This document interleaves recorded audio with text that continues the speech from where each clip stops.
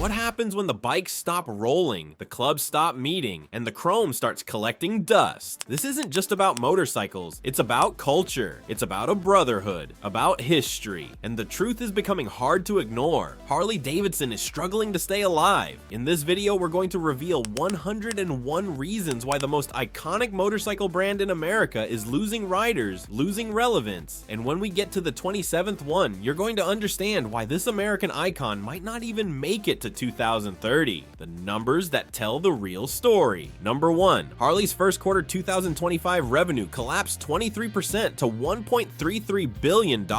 If your local dealership felt quieter this spring, this is why. Number 2. North American retail sales didn't just decline, they catastrophically collapsed by 24% in the first quarter of 2025 alone, meaning 1 out of every 4 potential Harley sales simply vanished. Number 3. Operating income plunged 39% to $160 million, which means Harley now has less money to develop new motorcycles than some startups you've never heard of. Number 4. Net income crashed 43% to $133 million, the worst first quarter performance in over a decade and the kind of figure that makes corporate boards panic. Number 5. Total motorcycle shipments dropped 33% to just 38,600 units in the first quarter of 2025. That's not a bad quarter, that's market rejection. Number 6. Global retail sales fell to 148,862 units in 2024, losing 11,138 bikes compared to 2023. Imagine 11,000 riders who decided not Harley.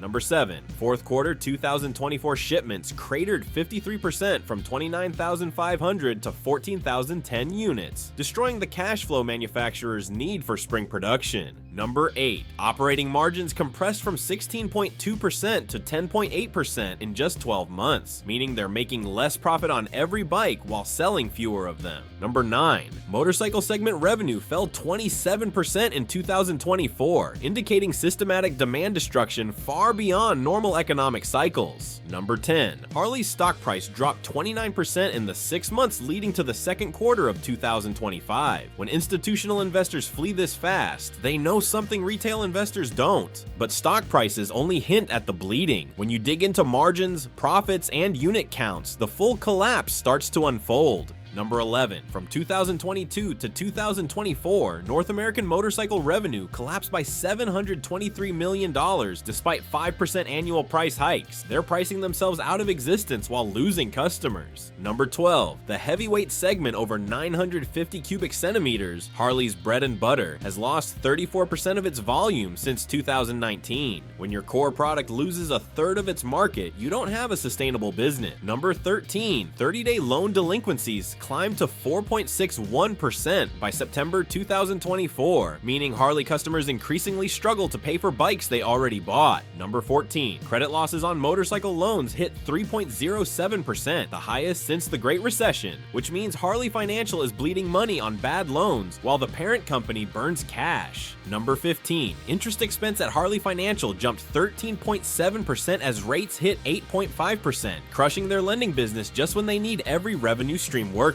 Number 16. Earnings per share crashed from $1.73 to $1.07, a 38% drop that puts massive pressure on management and makes the company a takeover target. Number 17. Harley spent $87 million buying back shares while revenue imploded, burning precious cash they'll need for survival. Analysts called it rearranging deck chairs on the Titanic. Number 18. When a public company refuses to give annual guidance due to extreme uncertainty, as Harley did for 2025, that's usually corporate speak for "we have no idea if we'll still be here next year." Yet while Harley's boardroom scrambles for answers, the real verdict has already been delivered by the people who matter most. The riders. Where all the riders went. Number 19. Harley's average buyer age hit 49 in 2024, 4 years older than the industry average. And when your customer base ages faster than a fine wine, you're not building a future. Number 20. The median Harley buyer is now over 55 years old with virtually no youth market presence, creating a customer replacement crisis where deaths and aging out exceed new acquisitions by a massive margin.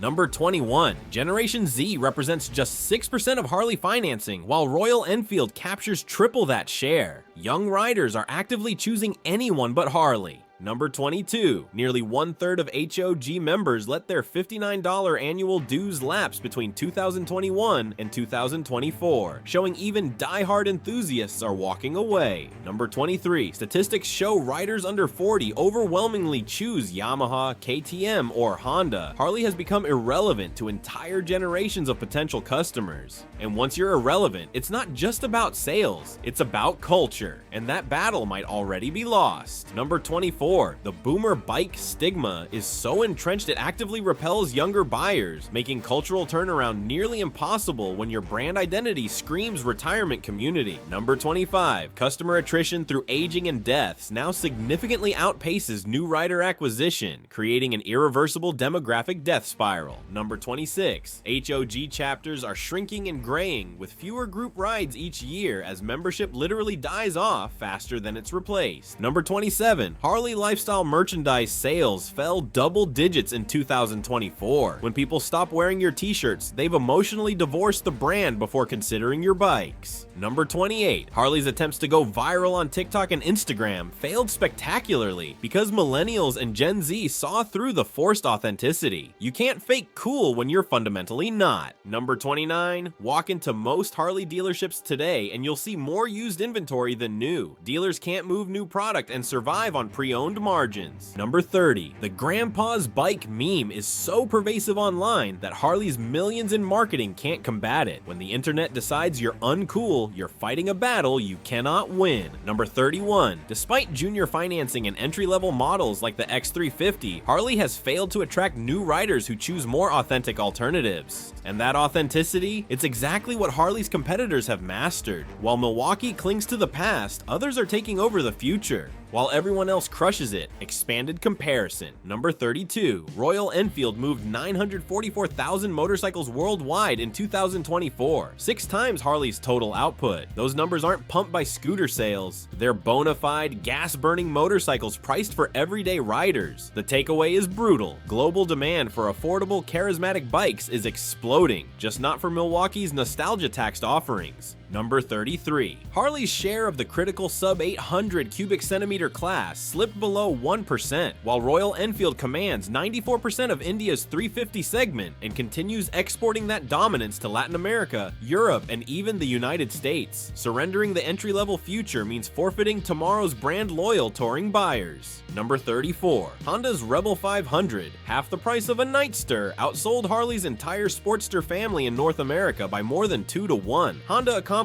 this with a single model, a few color options, and minimal marketing spend. Value beats heritage every single Saturday on dealership sales boards. Number 35. In Australia, Harley prices jumped an eye-watering 27% between 2019 and 2024, while BMW's Boxer-powered R-Series rose only 11%. Down under touring riders aren't sentimental. They flock to BMW's better-equipped steeds, leaving Harley's Ultra models collecting red dust on showroom floors. Number 36. Harley's boombox infotainment system needs 18 seconds to boot, a lifetime at a traffic light. Indian's Ride Command wakes in 10, and BMW's TFT springs to life in under 5. Riders call boombox loading screen purgatory, especially when their buddy's Challenger already queued the playlist and plotted the route. Lagging tech is one thing, but overpriced gimmicks in a world of refined machine, that's where the competition lands their hardest punches. Number 37. Harley's Adaptive Ride Height add-on costs an extra $1,000 and adds 4.4 pounds. Ducati's equivalent multi-strata setup weighs 2.1 pounds and comes standard on certain trim level. Lower weight, better integration, cheaper price. Italian engineering leaves Harley's accessory catalog looking like 8-track technology. Number 38. The so-called entry Nightster now starts at $16,999, $4,000 more than Yamaha's MT-09 SP, which delivers 15 extra horsepower, adjustable suspension, and more ride modes than Harley offers across its entire middleweight lineup.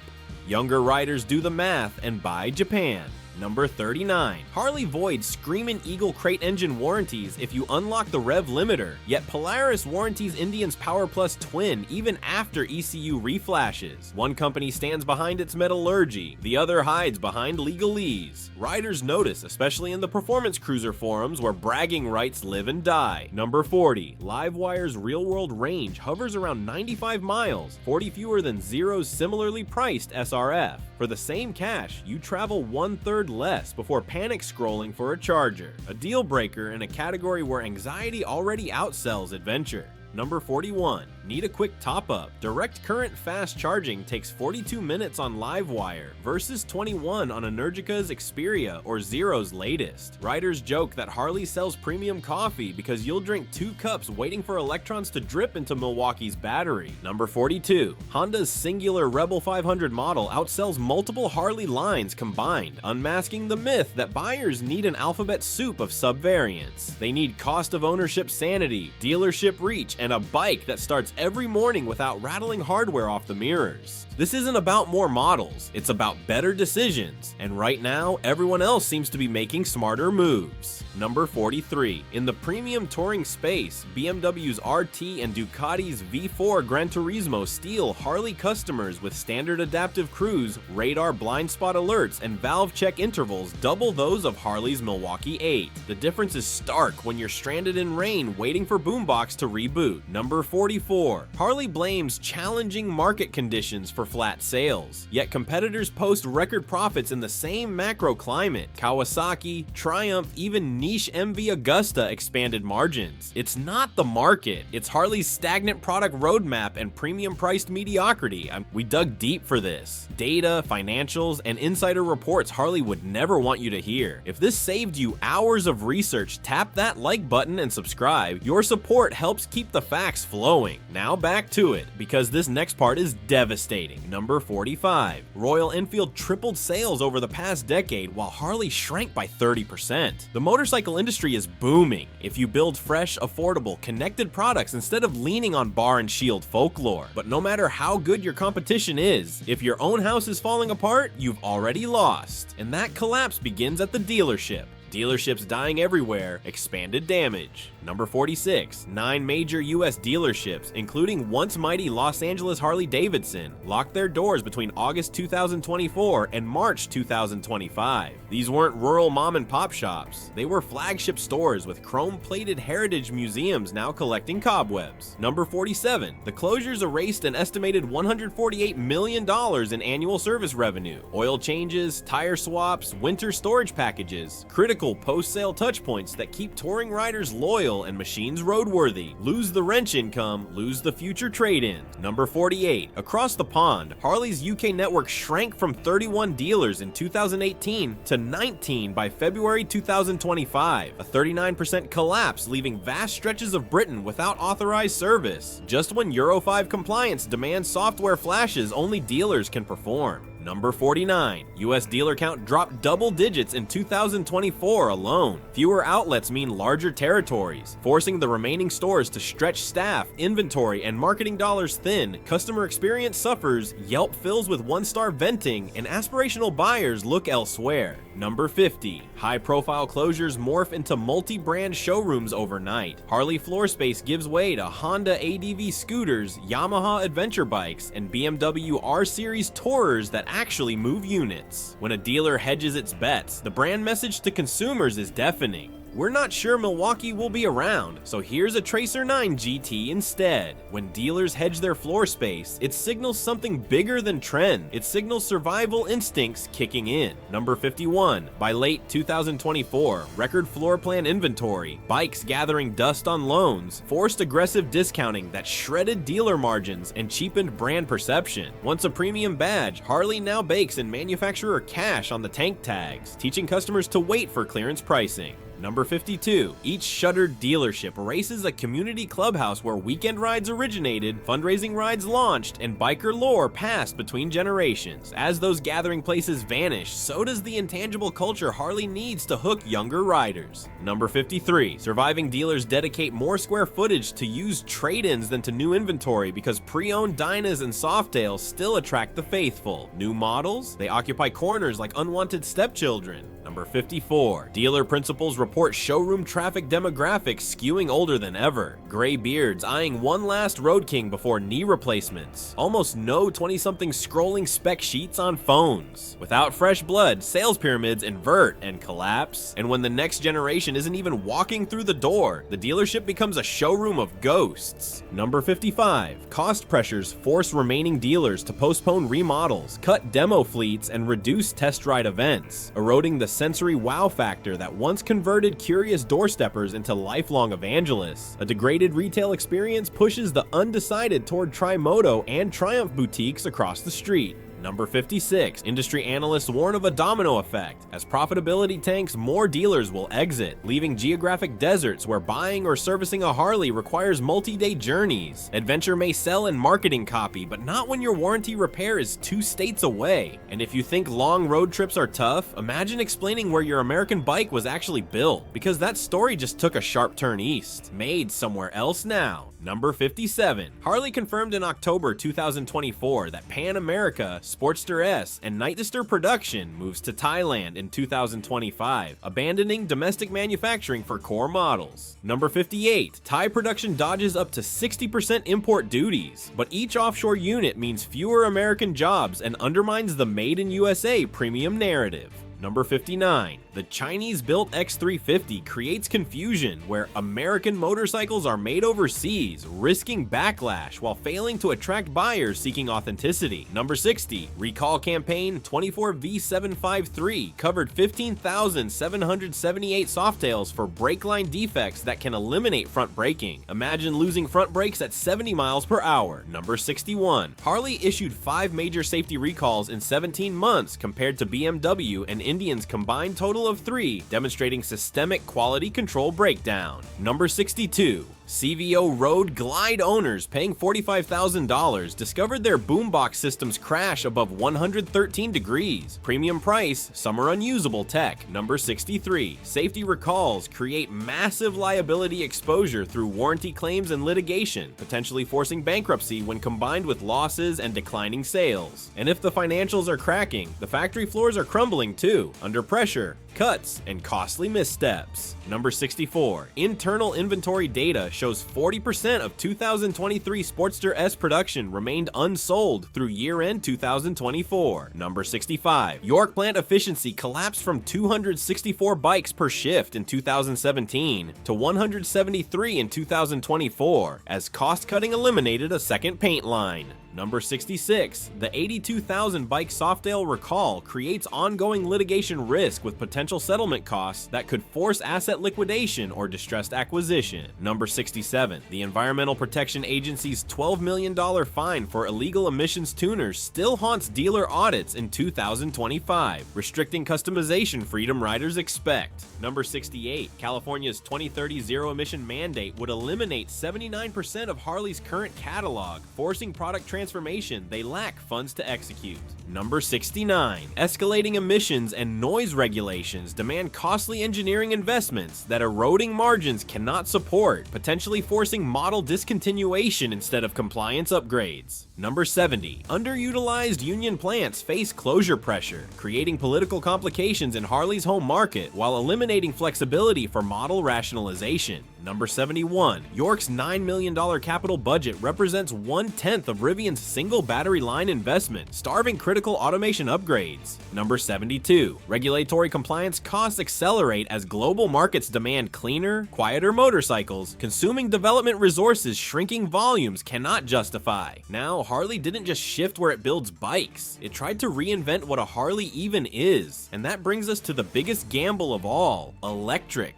The electric failure. Expanded analysis. Number 73. Livewire sold only 236 units in 2024. Tesla moves equivalent revenue every 22 minutes. And Chinese newcomer NIU sells more electric scooters before breakfast. Each Livewire that rolls out the door leaves Harley fighting arithmetic as unforgiving as a dyno chart tilted the wrong way. Number 74. Divide Harley's 2024 electric division loss by bikes delivered, and you discover a breathtaking $466,000 burned per motorcycle. That makes the Livewire arguably the most expensive product failure in motorcycling history. More costly unit for unit than the Pontiac Aztek, Google Glass, or even the DeLorean DMC-12 when adjusted for inflation. Investors joke that Harley could have gifted every buyer a brand new Porsche Taycan and still lost less money. Number 75. Even Harley's own optimistic 2025 forecast, 1,500 Livewire units, projects an $80 million operating loss. That means every electric bike slated to leave the factory will effectively set $53,000 on fire, enough to buy a top-spec Pan America with luggage and a lifetime fuel card. When production itself is a liability, growth becomes self-harm.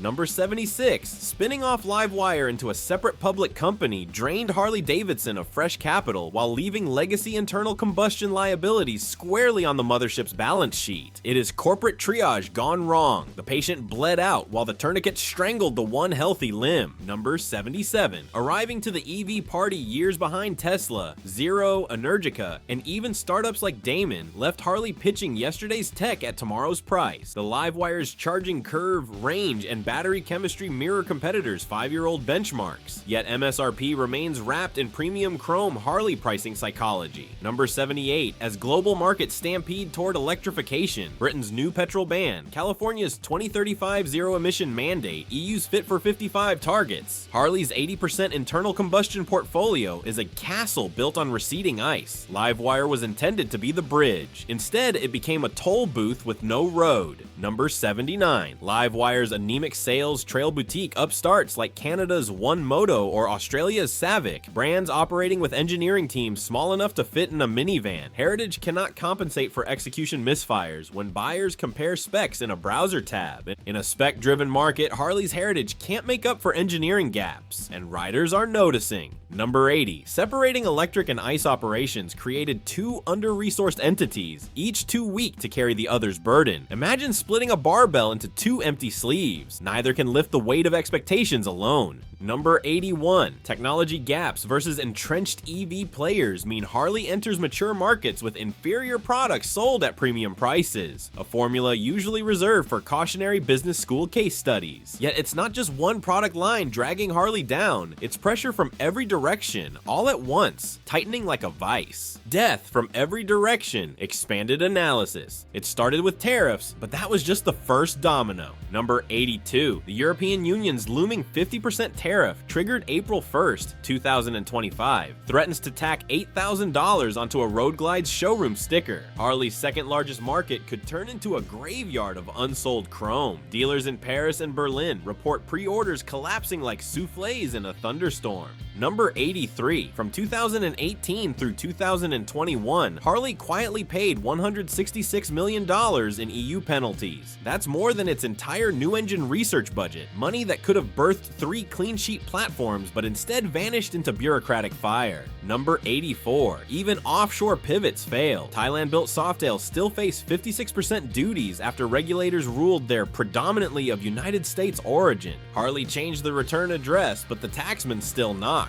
Number 85. Meanwhile, debt climbs and earnings shrink. Moody's and S&P are circling with downgrade threats, forcing Harley to refinance at interest rates that bite like a Milwaukee winter. Number 86. Downgrades feed a vicious loop. Higher borrowing costs erode margins. Margins scare shareholders. Shareholders sell, and Wall Street algorithms pile on. It's Newton's cradle, only it swings with balance sheets, not steel balls. Number 87. With big investors gone, activist predators move in. Private equity firms now circle Harley like vultures, eyeing trademarks, patents, and land, not motorcycles. Number 88. Worse still, Harley's leadership bench is dangerously thin. CEOs have rotated like temp hires. Matt Levatich out, Yoshin Seitz in, interim roles in between. No steady hand, no clear vision. Number 89. Activist investor engine number 1 now demands strategic alternatives, a euphemism for breakup, sell-off, or liquidation. Management scrambles to make pitch decks instead of building bikes. Number 90. Global delivery data shows a slow, consistent bleed since 2022. Fewer units shipped means less R&D, weaker advertising, smaller supplier orders. The spiral tightens. Number 91. Layoffs and plant closures. Kansas City, York, and rumors from Menomonee Falls have hammered morale. Forums now whisper, Harley is circling the drain. Buyers drift to Indians and BMWs. Harley once built dreams, now it's fueling garage sales. Number 92. With its market cap in the basement, Harley could be acquired for less than Polaris paid for Indian. And synergy often means shuttering factories and slapping the logo on merch. Number 93. Continued sales decline will push Harley's fixed costs, R&D, compliance, warranties past sustainable limits, forcing joint ventures or white label deals that dilute the brand's soul.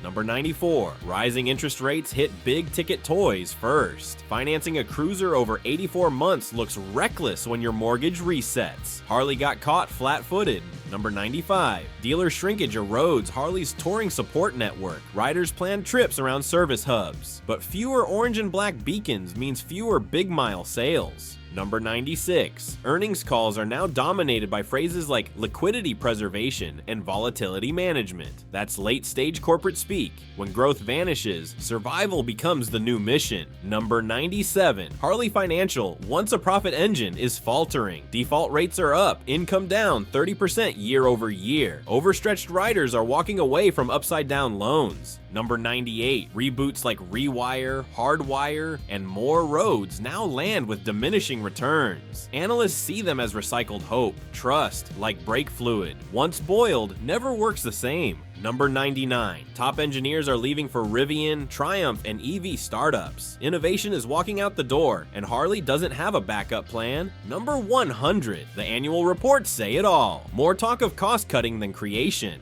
R&D shrinks while apparel licensing grows. That's not reinvention, it's retreat. So what's left when innovation dries up, riders disappear, and investors give up? Just one final reason, and it might be the hardest to fix of them all. Number 101. Without radical reinvention, and without the capital or cultural nimbleness to attempt it, Harley-Davidson's independent existence faces existential threat well before 2030. Market forces, technological disruption, and self-inflicted wounds converge like raindrops into a single, unstoppable flood. So there you have it, 101 data-driven reasons Harley-Davidson may not survive the decade. The metrics are ruthless, the demographics unforgiving, the competition merciless, and every recent strategic gamble has landed snake eyes. If these facts rattled your throttle hand, smash subscribe for more brutally honest breakdowns of the motorcycle industry, and drop a comment naming the detail that hit you hardest. I bet it's not the one you expected when you clicked play.